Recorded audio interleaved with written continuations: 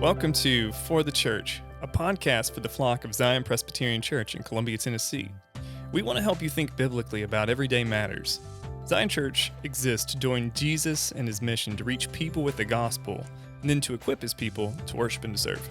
I'm your host, Keaton Paul, and joining me is my conversation partner and co-host, Seth Scruggs.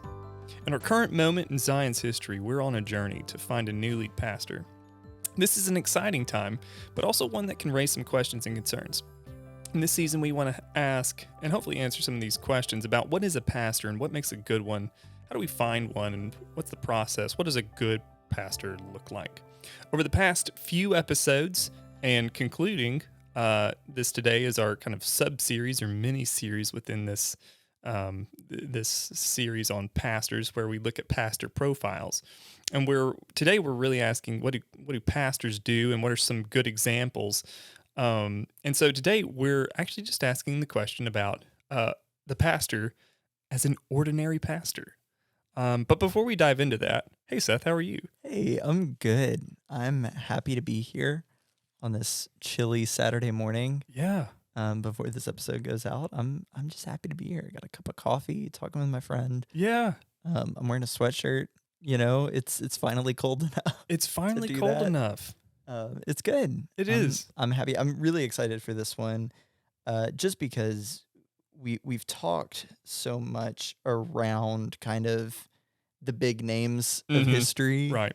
Which is good, and it's nice that we can do that. But I think that, you know, for every, I don't know the statistics, but for every one pastor that we know of, there are, you know, hundreds, if not thousands, of pastors that we don't know. Right. And so I'm really excited about this. I've really enjoyed this. So. Yeah, absolutely. You know, that was one thing that I thought of going into this is, you know, we're gonna put up big names like Augustine and Luther and, you know, others, and all of these guys are, you know, Augustine was alive 1700 years ago, and we still talk about him. So there's nothing, and he's, you know, like very easily classified as an absolute genius, just a gifting that few people throughout history will ever have, the mind and intellect of Augustine, or, you know, the leadership abilities of Luther, or, you know, others. And so, you know, we've talked about a lot of really big name guys, who have really in so many different ways totally changed history. But what we haven't talked about is the fact that not everybody's Augustine, and not everybody's Luther, and not everybody is, you know, one of the Puritans or Most people else. aren't. Most people aren't. Most people are not. In fact, most people are not. You know, the likelihood of us, you know, getting anybody like that is slim to none. And, you know, honestly, we probably wouldn't want somebody like that. What do we want here at Zion Presbyterian Church? We want an ordinary pastor. And so, you know, so thinking through that, one of the examples, and there are multitude of examples of ordinary pastors, none of which you've heard of, right? Because they're ordinary.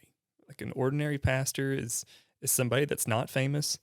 They don't have big book deals. They don't have huge churches. They don't go on the conference speaking tours or anything like that. Not that there's anything intrinsically wrong with any of those. But an ordinary pastor is an ordinary pastor who serves a local church. And so what their life looks like is probably different, at least a little bit different from a lot of the kind of bigger name pastors that we looked at. And so one I wanted to talk about today is a guy by the name of Tom Carson. Probably nobody listening to this has ever heard of Tom Carson, and you shouldn't. Tom Carson was born in Ireland at the turn of the 20th century, and his family immigrated to Canada when he was a young boy. Grew up and felt a call to ministry, and was raised in the Baptist church in Canada, and went to seminary in one of the really good Baptist seminaries in Canada. Those do exist, by the way.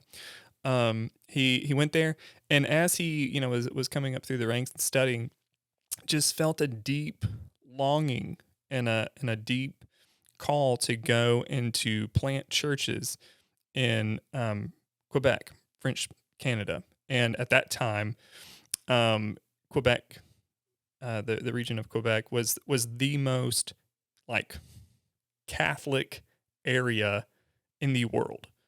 There were fewer Protestants per capita in Quebec than I think maybe even in Rome at this point in time, during the 1940s.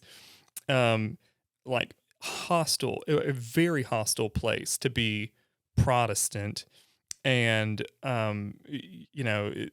very comparable maybe to what's going on in Ireland during the 70s, 60s, 70s, and 80s, where like massive conflict between Protestants and Catholics, and so in Quebec, very very Catholic area. And Tom Carson just felt a longing and a need to go and to help plant churches in Quebec, Canada. And so eventually he does. He gets married. He works diligently to learn French, and then spends his life seeking to plant churches in Quebec, Canada. And none of his churches are ever very big. He, at one point, has to beg and plead the Baptist Association that he was a part of to give him just enough funding to renovate an old house that he was living in with his family, to renovate it in order that it could also be the gathering place of the church. So he and his family lived in like one little section of the house, and he renovated the rest of it to be really the sanctuary of the church. And he ministered there in constant conflict, saw very few converts because it was just a difficult place to do ministry. Served there for 20-something years, I believe, and saw a handful of converts out of Catholicism. Eventually goes on to another church in a part-time capacity, and after 30 years of this kind of frontier sort of ministry and church planting, the second generation comes, and towards the end of his life, he starts to really see the fruit of his labor. But it took almost 40 or 50 years of ministering in French Quebec, Canada, before there were more than half a dozen churches in the whole region, Protestant churches. And then, the Lord used that work towards the end of his life. But it was normally, he had to be the one who spread the seed. And he worked himself nearly to death, wore himself completely out. And what was the end result? Never a church larger than maybe 80 people. And so Tom Carson is an example of a very ordinary pastor who has to work unbelievably hard, who is incredibly faithful, seeking to preach the word of God day in, day out, for years and years and years and years, never to a church larger than about 80 people.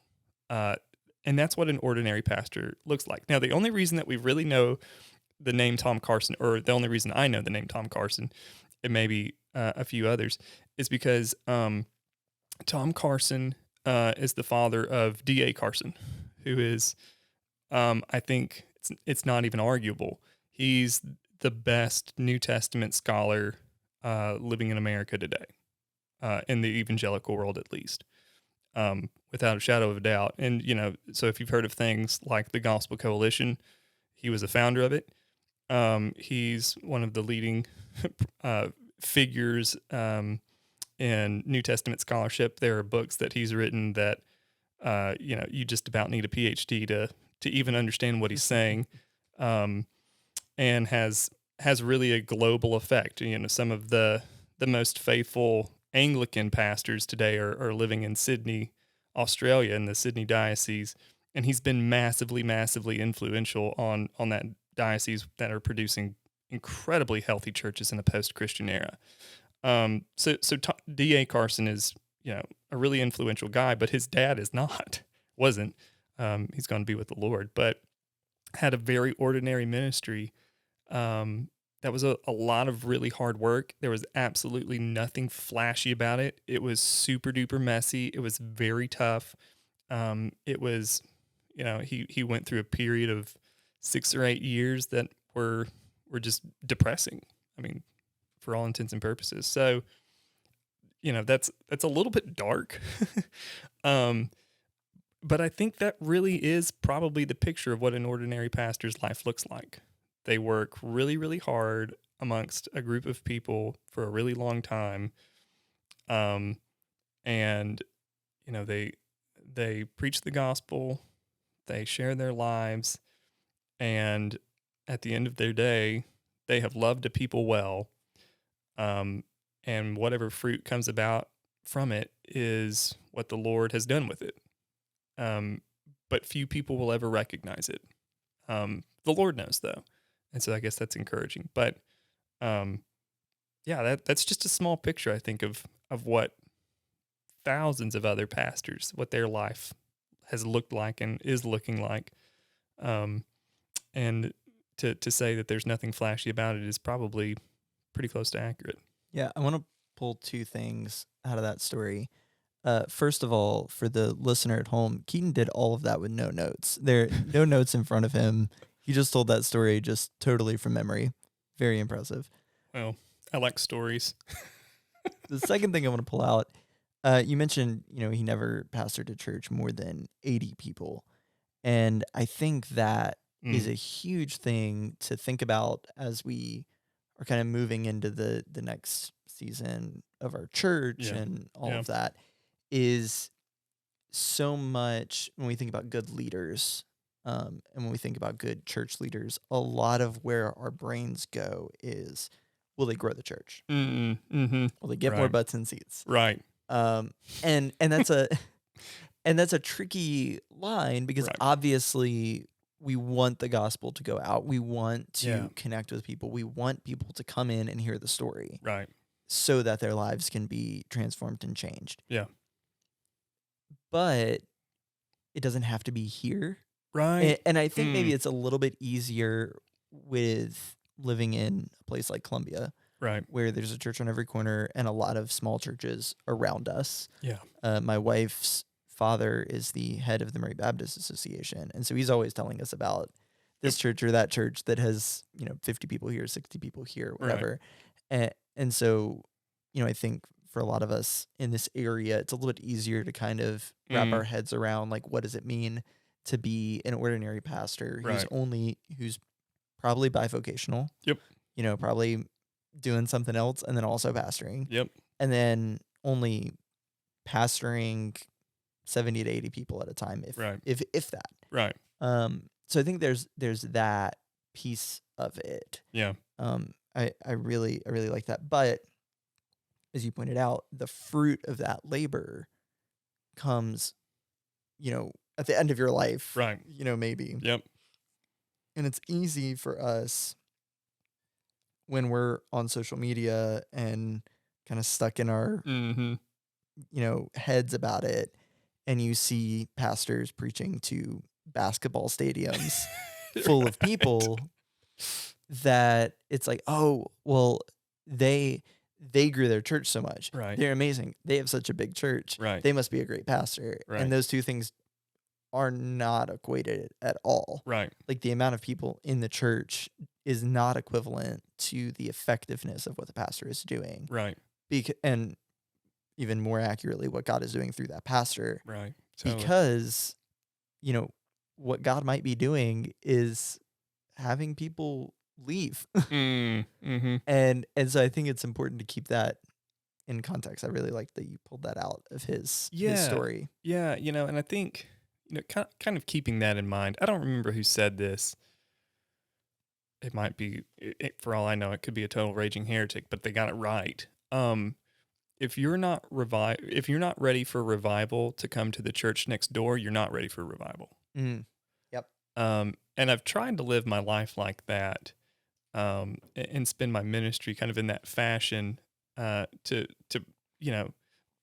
We are Presbyterian, but believe it or not, we do believe in the true, I think, true revival, real works of the Spirit, to bring about newness of life in certain areas. And so, and we have a history of that. Ian Murray, one of the founders of the Banner of Truth Publishers, has a tremendous book on that, Revival and Revivalism. Highly recommend it if you want to read more. But anyway, so we do want to see the work of the Spirit do transforming works in the lives of people in this area and in the surrounding counties. But if we're not ready for it to happen at somebody else's church, I don't think we're really ready for it. And part of that issue is the idea it has gotten brought in by viewing the church as something of a consumer basis. Are for lack of a better term, I don't have anything intrinsically. I'm not an economist, so just take that with a grain of salt. But kind of Western capitalism, and again, don't freak out. I'm not against capitalism. Okay, don't hear this wrong. This is not me fixing to say something weird about socialism or anything like that. This is not it. Okay, so there's my caveat. But we've treated the church. We've used the church and imported into the church the models of kind of consumeristic and capitalistic endeavors.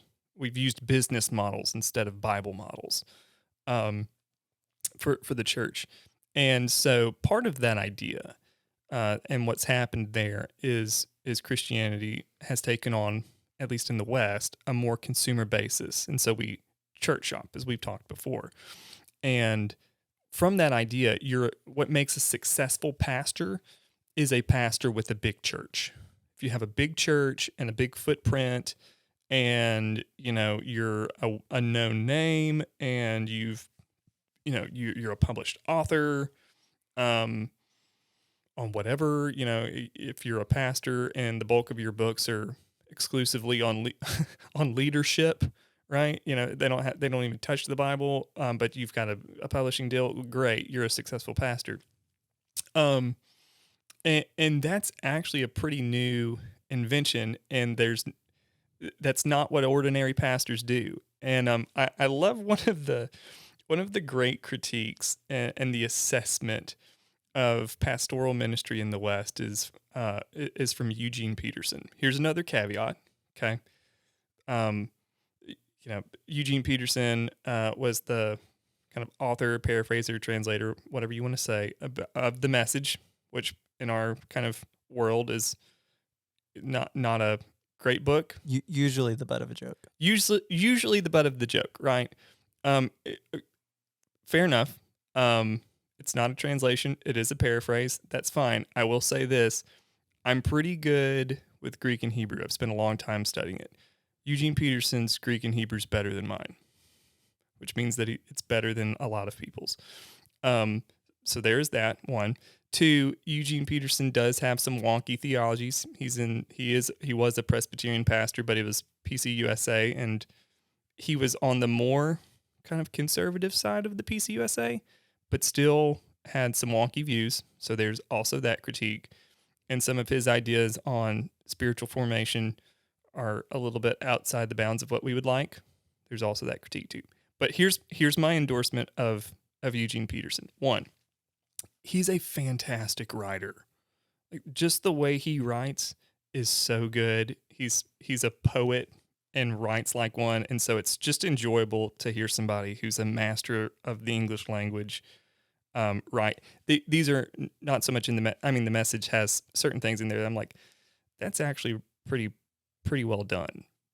I don't use it every day, but every now and then I'll glance at it and be like, that's not terrible. But namely his other writings are like, they're just beautifully written, one, and two, his critique and assessment of consumer Christianity in the West is brilliant. Absolutely brilliant.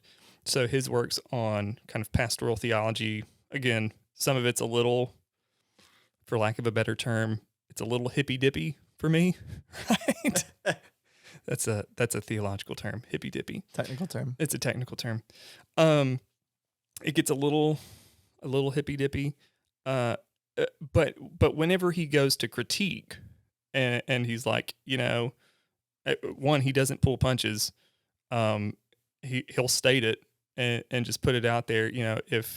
If your if your goal as a pastor is to be a time manager for Jesus, then you need to pick a different vocation, kind of thing. And I'm like, dang, that's good. That's really. And so he'll have he has just really helpful things like that. And one of the things that he stated, I read this probably 2 weeks ago. He wrote a book called The Pastor, and it's basically his memoir. And towards the end, by the way, Eugene Peterson, he did advanced studies in Hebrew and Semitic languages from Johns Hopkins, and taught seminary level for a time, Greek and Hebrew, but then got called to be a pastored a church for almost 30 years, just outside of Baltimore, and it was a very normal church, exceedingly normal church, and eventually was called to be a professor of basically pastoral ministry at Regent College, where J.I. Packer taught. They were there roughly at the same time. And towards the end of his memoir, he was talking about how really 60s, 70s, and 80s, a lot of the kind of death of God philosophy from Nietzsche and then others, Jean-Paul Sartre, came about and was really inculcated into the culture.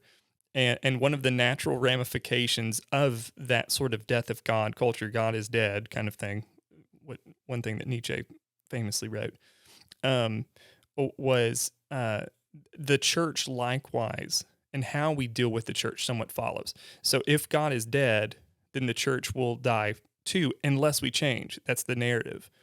Unless we change. So now, instead of being rooted, we need to be relevant. Instead of, being holy, we need to be pragmatic. And he said, it's interesting how, one, the church hasn't died; it's thrived. Granted, sometimes thriving looks a little different in Christianity. Regularly, it does. But two, the churches that took that posture, they actually did die and are dying. And so towards the end of his life, he looked around at a lot of the the kind of deconstruction and a lot of the immorality that was taking place in the church from pastors, and he'd basically called it 30 years before to say, yeah, this is the natural conclusion to consumer Christianity that's built around personalities. These guys are going to implode. So watch when it happens. And when it did, he kind of said, yeah, I hate it, but it's okay. It'll all fall apart and we'll get back to something healthy again. And so Peterson got it right to say that really what should be the norm of church. The norm of the church should be an ordinary pastor who sees their main job as preaching the Bible and administrating the sacraments. And that's their kind of main job. Shepherding the people in the church and out of the church, administrating the sacraments, but doing the work of unhurried, intentional, a word that he uses a lot, incarnational ministry, of being a pastor with his people. And it's interesting now how so much of the people who are writing now and pretty influential have been so shaped by Eugene Peterson, and how fewer and fewer kind of the big name people with the big churches are becoming less and less influential, especially in evangelical Christianity. Most of the people writing today, people I will agree with and have major disagreements with, whatever, are leaning on this sort of model of and really what does the evangelicalism of tomorrow look like? I don't think it looks like a megachurch. I really think that it is a simple, rooted, holistic Christianity that doesn't apologize for being Christian. And I think Yeah. what you're hitting on, and we're getting a little bit into ecclesiology Yeah, here, a little bit. but I think it's worth talking about within this context, especially as we're about to move into kind of the more practical kind of Mhm. things about what it means to be an ordinary pastor. But the idea that it takes more faith Yeah. to be an ordinary pastor Oh, than it man. does a That's pastor of a great way. megachurch, Yeah, right? Because absolutely. when you're the pastor of a megachurch and it all depends on your personality, number one, that's just going to cause anxiety and stress, and things are going to implode. And that's why you hear stories like The Rise and Fall of Mars Hill, which is an Right. excellent podcast from Christianity Today that kind of tracks the Yeah. story of Mark Driscoll in that church. What you see in that story is one where ultimately it became about the personality, Yep. Totally. and it caused him to break and crack and fall apart. Right. And one of the things, while I'm on that, one of the things that Mike Cosper brings out so brilliantly in that series is the faithfulness of God through that. Yeah, totally. And that as the church, the people who are part of that church return to a smaller model, a lot of them have left that megachurch model. God works day to day in these smaller churches. Right. And the pastors of these smaller churches, especially a bivocational pastor, Yep. they have to trust that what happened with Tom Carson, where you're seeing the fruit 40 years after the seeds are planted. Totally. As opposed to watching your church grow exponentially every week. Yeah. It takes more faith in a God who is bigger than whatever you can do. Totally. Yeah. Whatever you can make happen, whatever book deal you can sign, whatever sermon series you can come up with, all of those things are gonna fall apart eventually. Right. It's just gonna happen because that's how it works. Right. Totally. But a God who's working over the course of generations, and again, this is something that I think we can experience at Zion, maybe a little bit more tangibly than other churches, because when you walk into Zion, you walk past a graveyard, which is kind of macabre, but it's full of saints. Yeah. It's full of saints from hundreds of years. Right. And so there's a realness to the fact that God is going to be faithful to this small little country church for centuries. Right. So how much more faithful will he be as time goes on? Right. As opposed, and there over the course, I don't know the exact number, you may know better than me, but there may be less people who have ever entered the building over the course of Zion's history than enter any given megachurch on a single Sunday. Yeah. No, that's probably true. But how many of those lives are actively being shaped and transformed for the kingdom?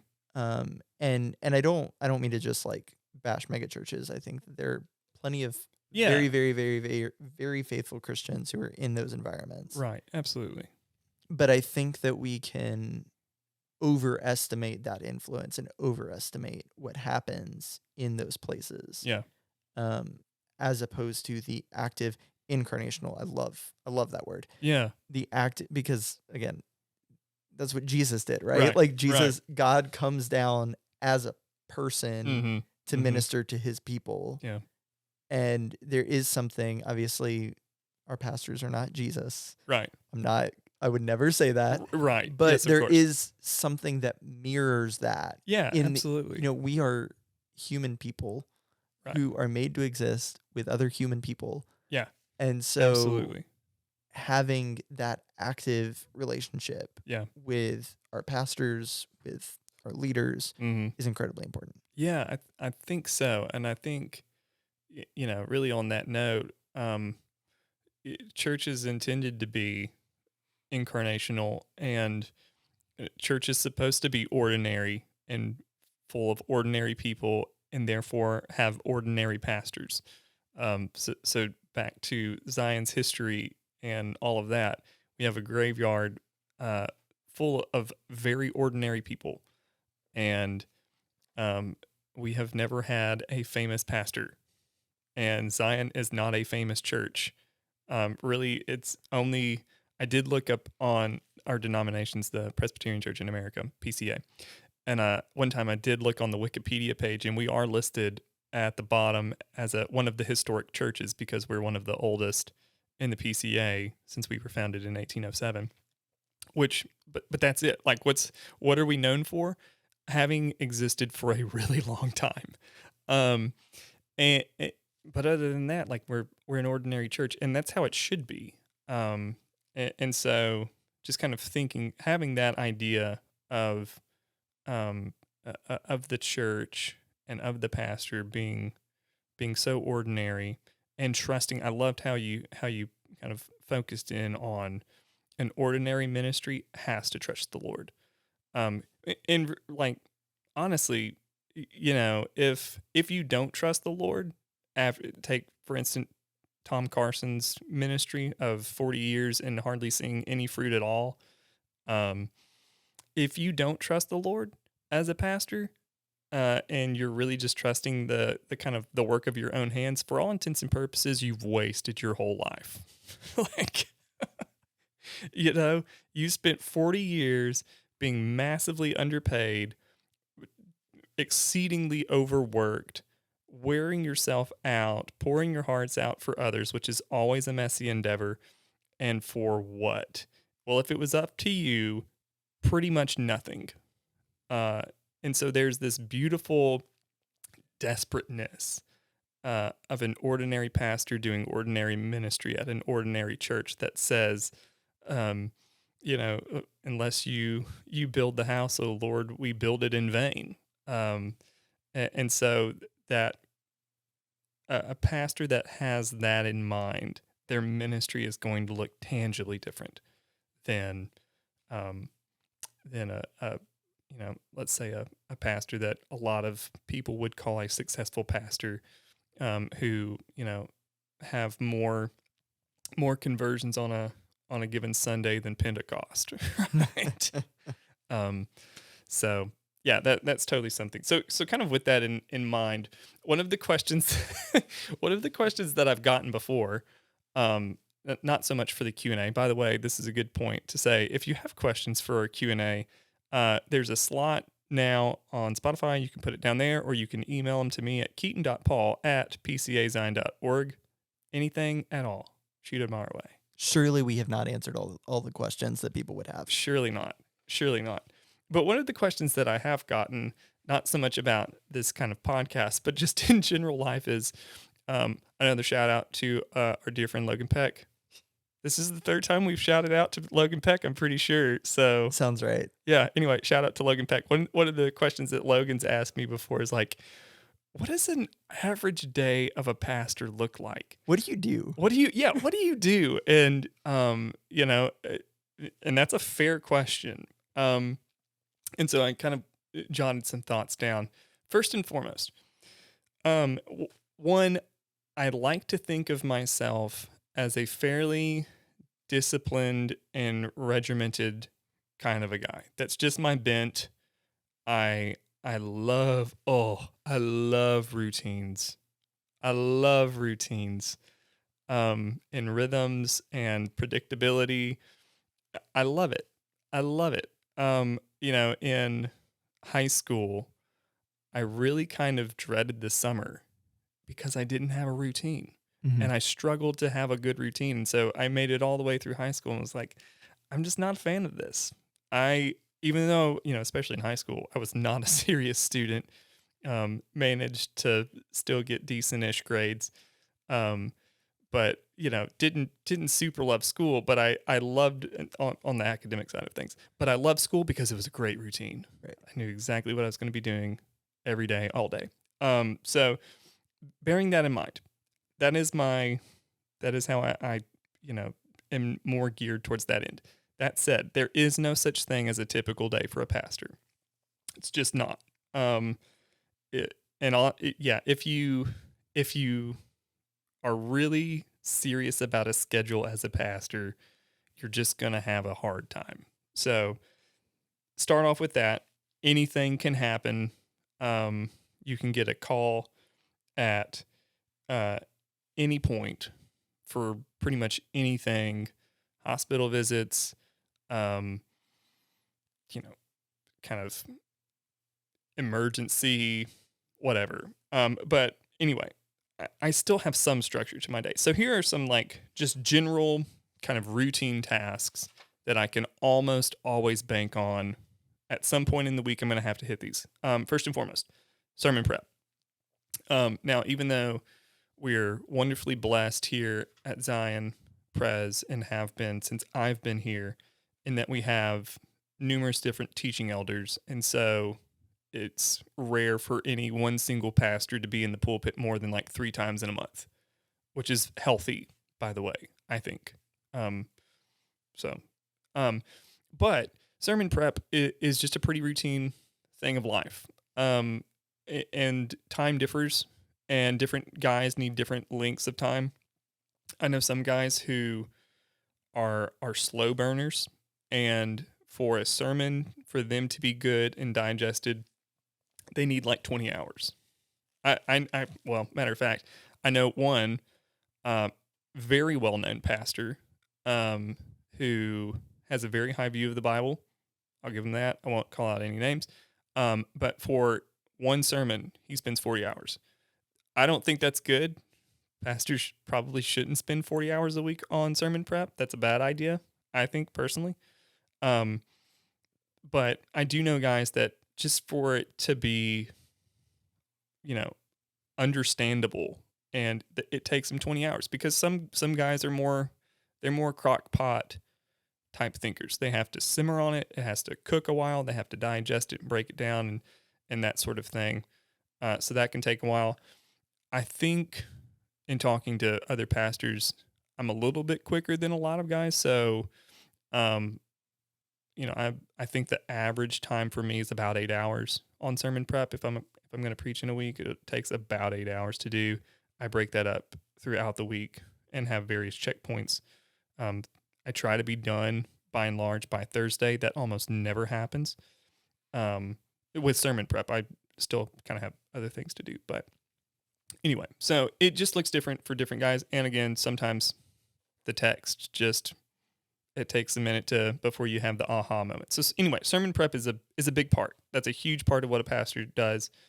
At least in our kind of mental sphere, which being a pastor is a big kind of mental type thing. Devotional life. This is for all Christians in general, but especially a pastor. Daily Bible study and meditation, daily prayer, carving out seasonal times of prayer and fasting.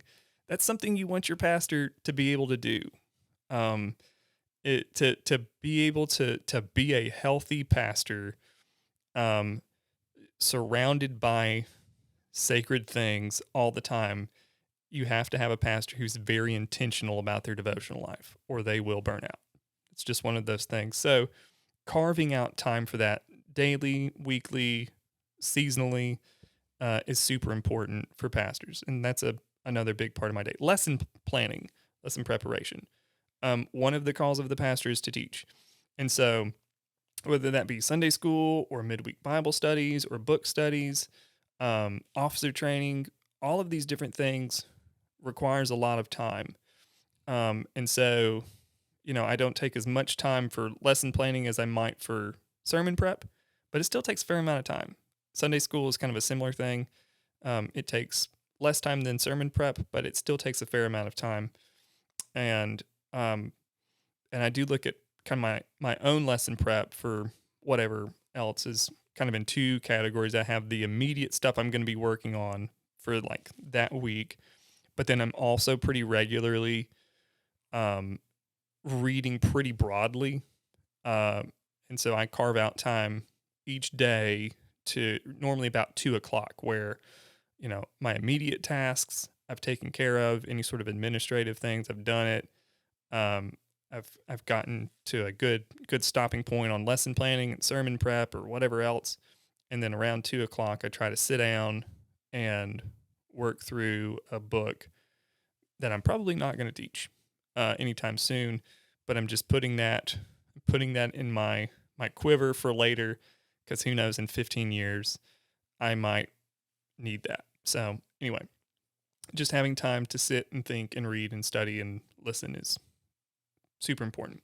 Administrative tasks. This is another thing that looks differently for different guys, because there are some pastors who the Lord truly calls to be a pastor who administratively are terrible.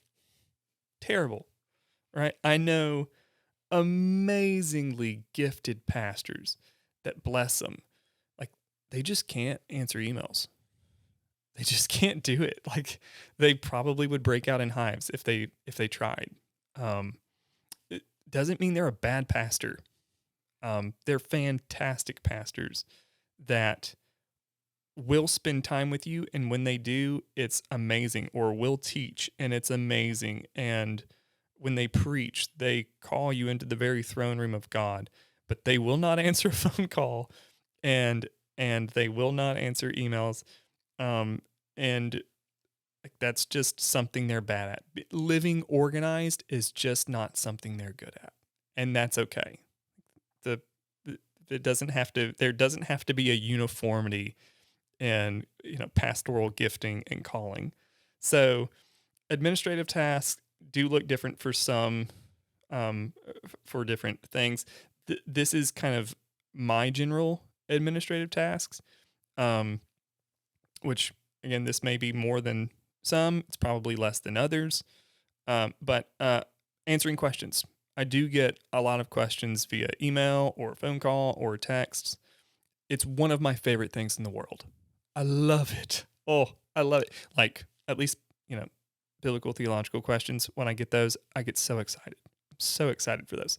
Other things are like questions of, what do we do with this thing now? Which I don't mind doing that either. That's fine. Administrative tasks are not things that I get bothered by or makes me break out in hives. Plan for future events. This is something that that I have to do a fair amount. I started thinking through in January, I guess, developing somewhat of our Sunday school curriculum, but especially figuring out how to execute and bring back the midweek fellowship that we started. I started that in January, and we didn't launch it until August. So there was a massive amount of planning, thinking through it. It was just kind of an idea that had to sit and simmer and kind of work through. So planning for future events or launching new ministries, that sort of thing, that's an administrative task. Those are normally slow burn, long-term type things that just require time to sit and think on and plan and ask questions and find guys who are doing it well and ask them kind of what's working for them, sort of thing. So there's that. Preparation for session meetings. This is unique to Presbyterian polity. We're made up of churches with elders, teaching elders, and ruling elders. See a previous episode for that. But you do have to plan for session meetings. When we gather here at Zion, we actually now do session meetings twice a month. We have a business meeting where we talk kind of the business side of church, which is, and that sounds really bad, so don't hear that weird. But we talk through like, financial needs, or here's a PSA.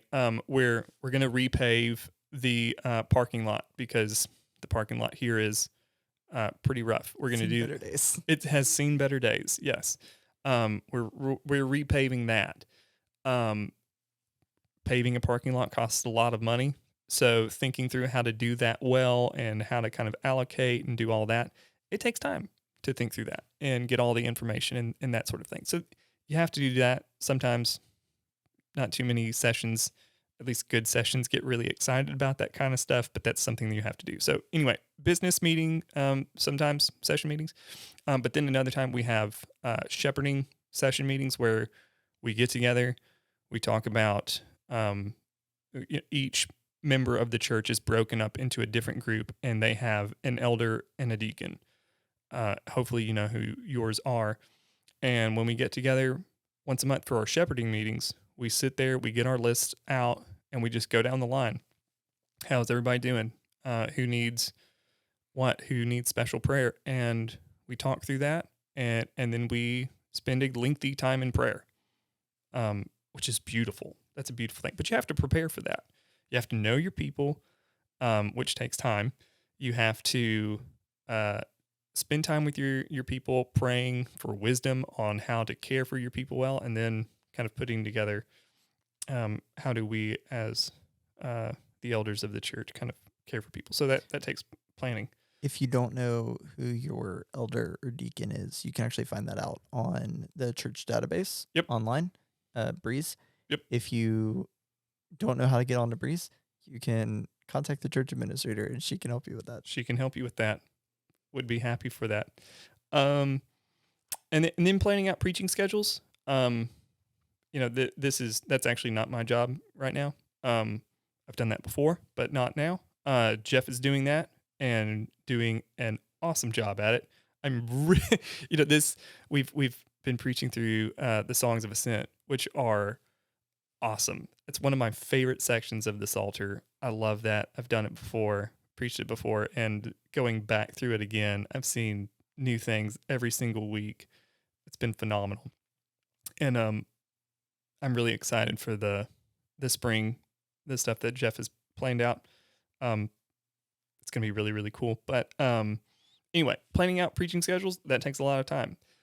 Pastoral visitation, right? Pastors should, and again, what this looks like differs from pastor to pastor, and gifting and really even job description to some degree. But each pastor should do pastoral visitation. So, my title here, I'm the pastor of discipleship. My one-on-ones end up looking somewhat differently than Jeff's, because Jeff is our pastor of pastoral care or congregational care and shepherding. And so a huge part of what Jeff does is one-on-ones and that sort of thing. A lot of hospital visits, that kind of thing. I end up spending a lot of my one-on-ones at the school with students. I do get others, thank the Lord. But those are good. So one-on-ones, small groups, kind of pastoral counseling, any sort of fellowship, taking opportunity that can be organic as the coffee fellowship after worship on Sunday, or getting together at the midweek fellowship, or grabbing a cup of coffee somewhere else, whatever. So that's important. Denominational responsibilities, because of our polity, especially teaching elders, it is our job to show up to Presbyterian meetings. To not show up to Presbyterian meetings is not being a faithful pastor, in my opinion. I take that very seriously. And so carving out time to be there, we've got one coming up Tuesday. It's going to take all day. So I just block off my calendar. Tuesday, Presbyterian, that day, all I'm doing is Presbyterian. General Assembly, teaching elders should be at General Assembly. I can be a little more sympathetic for guys not being at General Assembly, because it does cost money, and it can be kind of difficult to get there sometimes, and other responsibilities. So you get a pass. And committee meetings in each presbytery, you have different committee meetings for like our college ministry for the PCAs, RUF. It's the best college ministry in the world. I will not back off of that an inch. It is the best college ministry in the world. I'm very pro RUF. I can't argue there. Yes, it's amazing. We have an RUF committee for the Nashville Presbytery, but you have to show up to those committee meetings if you're on the committee, or church planting committee, or shepherding committee for the all those different things. Being a part, those are your denominational responsibilities. So anyway, all of those things. Sermon prep, devotional life, lesson preparation, administrative tasks, pastoral visitation, denominational responsibilities. Those are just normal things that you can expect you're probably going to be working on any given day that ends in Y. So that's the straightforward. But there are non-routine tasks, and these are innumerable. absolutely, like, you just, and some of these things you really can't even make up. So, um, fun story. The first call I got for a pastoral, quote unquote, big air quotes, for a pastoral duty. Um, I was a pastor before I started, before I became a pastor at Zion. I was a pastor at a non-denominational church, kind of up the road. That's where I was first ordained. And I got ordained St. Patrick's Day, 2000 something. I don't even remember what year, but I remember St. Patrick's Day. The next day, right, we had this big, it was it's a big deal getting ordained, and I think I preached that day, and it was great and awesome, in a moment of, you've arrived. The next day, I get a call from a parishioner, and hey, how's it going? Good. Hey, pastor, I need your help. Oh, great. I'm a pastor now. So they're probably going through a crisis of faith, and they need to meet with me, To solve all the problems. to solve all the problems, to sit and clearly articulate, uh, clearly articulate, why the Bible is reliable, or how a biblical worldview is the only cohesive worldview because of the nature of the Trinity, or something like that. Stuff that people ask all the time. And that was a little tongue in cheek. So I'm expecting something like that. Yeah, pastor, I need your help. Okay, what is it? Or I'm in the hospital, and I just need somebody to come pray with me. Something like that. Anything. What do you want? I've got this really old cat on my back porch, and I need you to come take care of it. And I knew, because I knew this person, when they asked that, by come take care of this cat, they meant come and put this cat down, like put it to sleep. Now, I did get an ag degree, and have spent a lot of my life, probably more of my life, around animals than people. You've put some animals down. I have, well, yeah, yeah,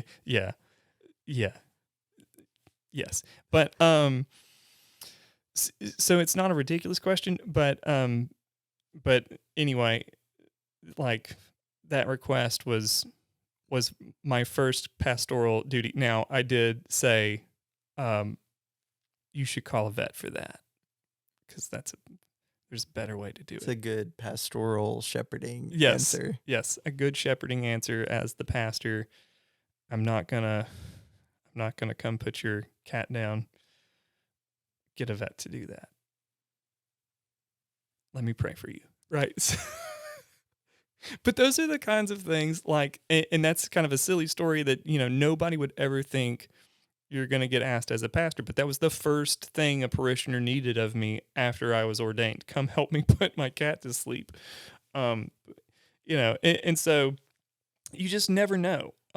Hospital visits, or special events like weddings or funerals, or kind of crisis intervention. The number of things, the number of pastors that I know, especially pastors who have been pastors for a long time, who have, like, crazy stories of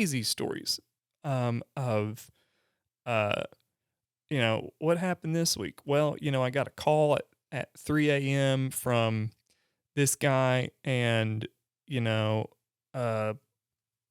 their marriage is in shambles, and they didn't say anything until now, and it's probably too late to do anything about it, and they need to meet right now.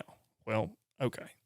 Or, I had a professor of pastoral counseling, and he was so great about telling just really earthy stories about pastoral ministry, and he, there, some of his kind of techniques would only work for him. I would never say these sorts of things, but he told a story one time of, he got a call from a guy, 2:00 in the morning, who he knew had been going through a hard time, but calls him and says, "Hey, pastor, I'm I'm sitting in my living room by myself. I've got a gun loaded, and I'm ready to just end it right now. But I just wanted to call you first. And, and his answer was, no, you're not going to do anything. Put on a pot of coffee. I'll be there in 30 minutes. And, I probably wouldn't have said it that way, but the pot of coffee and I'll be there in 30 minutes is something that I think, pastors do. But you just can't plan for that, right? Those are one of those things that I think, you have to be ready for as a pastor and aware that this is not necessarily a 40-hour job that you get to clock in and clock out of. It is important to put up parameters and be intentional with your schedule and get your routine tasks done in a manageable fashion so that you can be a husband and, if you're married, and a father, if you have children, or a good neighbor, or, any number of other things, a good son. But the non-routine tasks are things that you just can't plan for, but you have to show up for. It's vital that you show up for them. So anyway, those two categories of routine tasks and non-routine tasks really end up being what a pastor's life looks like. Some of it's plannable, a lot of it's not, and you just kind of have to go with the flow. So, yeah. Well, thank you for providing some insight yeah, on that. I think that it's so important that we're kind of ending our series, this kind of mini series on this, because it's such an important thing to kind of think about. That we are an ordinary church. Yep. Yeah, totally. Like you said, we don't have any famous pastors yet until you sign your incredible book deal. Oh gosh, we don't have any famous pastors, but it's important to think about that. I think this really, in a way, is the culmination of everything that we've talked about. Yeah, absolutely. Because you planned it that way, and you're Well, smart. You're a smart guy, but it tracks all of these things in the way that a pastor works with theology and works as a enduring for the gospel, and all of these things that we've talked about, and it ultimately culminates in what do you do every day. Yep. And it comes down to you take all that and you put it in your head, and then you apply it through the people, and that's great. Yep, absolutely. So this is the end of our pastor profiles. We should have in this series on the pastor 1 episode for sure, and 2 if you give us some questions to answer. So we'll talk through them. We'll talk through So them. next week we're going to kind of talk about congregational care for your pastor. Yeah. Next week we're really gonna ask and answer the question, not so much of what does a pastor look like, but ask the question, how do you take care of your pastor? Which is something that I don't think a lot of people really think of a whole lot, but is an important one to think through, and could be a beautiful thing. So great. Well, we'll talk about that next week. If you have questions, you can email them to keaton.paul@pcazion.org, or if you're on Spotify, you can just swipe up and see it there. Perfect. All right. I'll talk to you next week. Next week. We'll see you there.